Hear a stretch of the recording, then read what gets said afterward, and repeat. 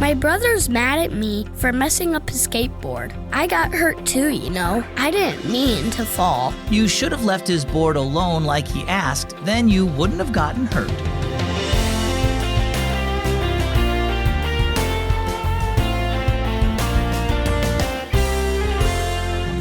My name is Zach, and you're tuned in to listener-supported Keys for Kids. Thanks for stopping by.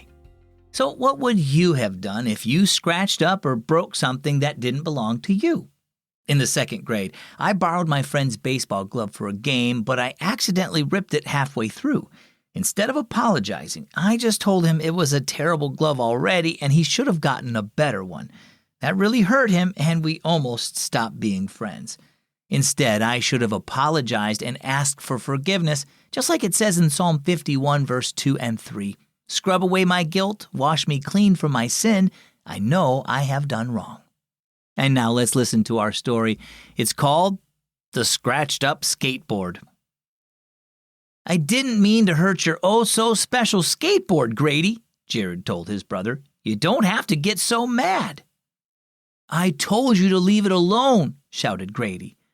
Well, a skateboard is meant to jump and ride rails and stuff, said Jared. All you do is coast down the street on it. Why don't you try out this ramp I built?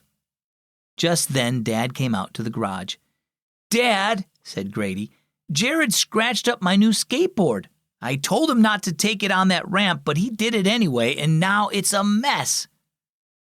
I couldn't help it, Grady. I didn't fall on purpose, Jared pointed to his chest. Besides, look what happened to my shirt when I fell off the board. There are grass stains all over it.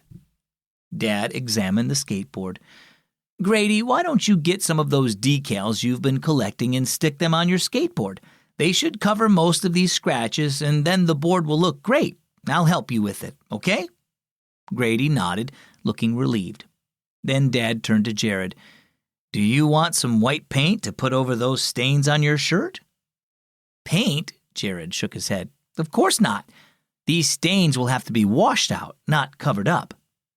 I agree, said Dad. Do you know that the wrong things you do shouldn't be covered up either?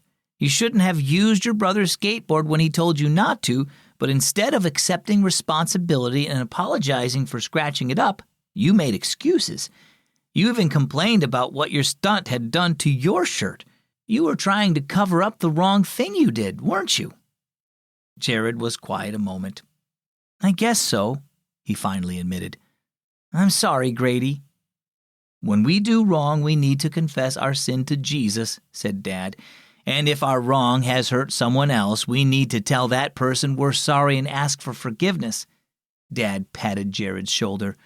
We'll do our best with that shirt, but it might never be quite the same again.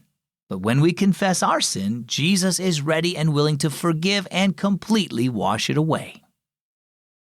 How about you? When you've done something wrong, do you accept responsibility, or do you look for someone else to blame? Learn to say, it's my fault, I'm sorry. Admit it when you've done something wrong and ask God and others to forgive you. That's far better than making excuses or blaming others for what you've done. Jesus will always forgive you, and if you're truly sorry, others usually will too.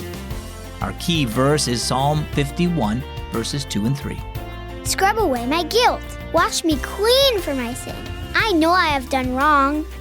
And our key thought for today, accept responsibility for your actions.